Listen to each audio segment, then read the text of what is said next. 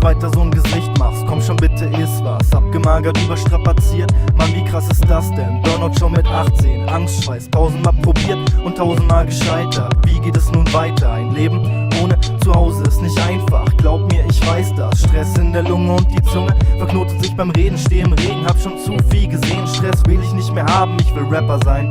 Die Fassade bröckelt, Leute, lass mich bitte endlich rein. Damals gab mir Jackpot das Mic mit den Worten: Ich weiß, Mann, wir beide haben's nicht leicht, doch glaub mir, es wird Zeit, dass sie merken, wir sind besser. Und auch wenn sich's vorher nur versteckt hat, seit diesem Tag weiß ich bin Rapper.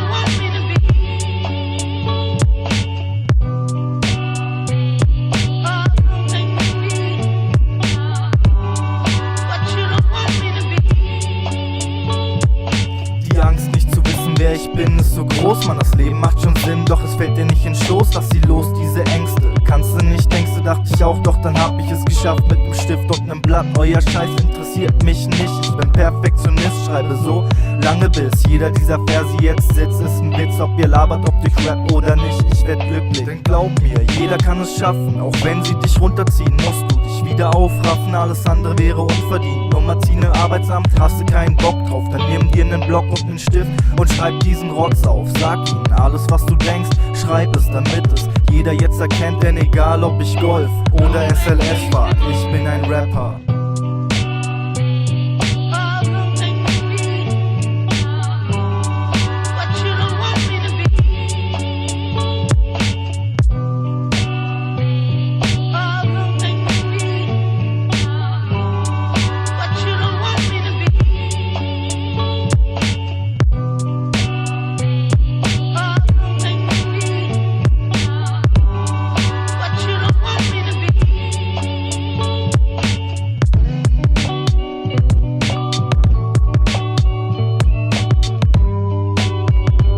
Das war's von mir.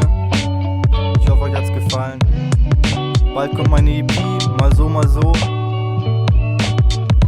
Einfach auf Facebook auf dem Laufenden bleiben. Dauert nicht mehr lang. Ich kann leider kein Datum sagen, weil es alles nicht so einfach ist zur Zeit. Aber ja, ich versuche so schnell wie möglich rauszubringen.